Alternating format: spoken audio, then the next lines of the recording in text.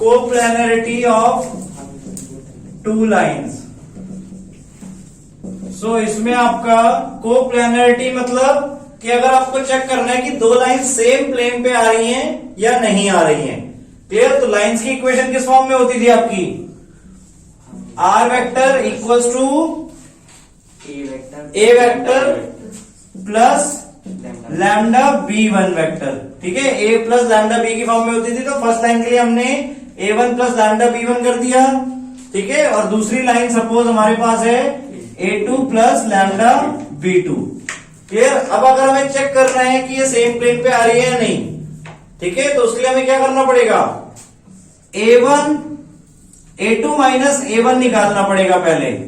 ठीक है, इन दोनों के जो पॉइंट्स हैं, इसमें क्या होता था? ये पॉइंट्स होता था और ये प्लेन होता था। याद आ रहा है? प्लेन, सॉरी, वो इस वेक्टर के पैरेलल।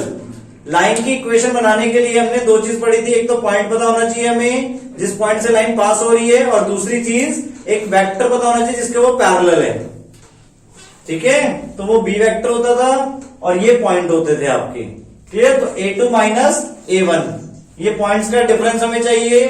ठीक है, यानी इन पॉइंट से हमने एक नया वेक्टर बना लिया। अब ऐसी b1 क्रॉस b2 चाहिए हमें। क्या चाहिए? b1 cross b2। ठीक है, अब अगर इनका डॉट प्रोडक्ट इक्वल्स टू 0 हो जाए तो ये सेम प्लेन पे लाई करेंगे। कैसे? क्यों? क्या रीजन है? b1 क्रॉस b2 करेंगे तो हमें क्या मिलेगा? एक ऐसा वेक्टर जो इनके परपेंडिकुलर होगा। क्लियर?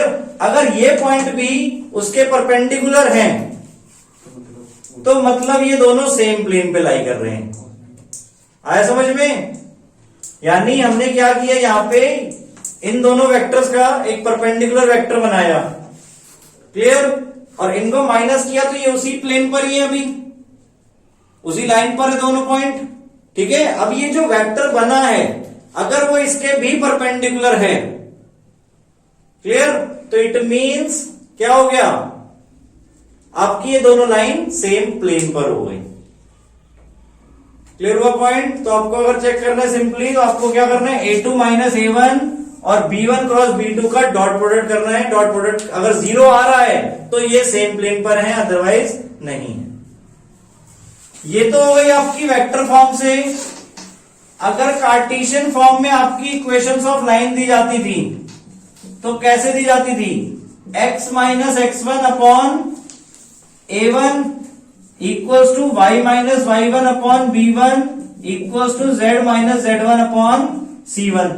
तो ये एक लाइन हो गई आपकी। दूसरी line x minus x2 upon a2 equals to y minus y2 upon b2 equals to z minus z2 upon c2। Clear? आपके ये पॉइंट्स होते थे, x1 y1 z1 पॉइंट्स होते थे।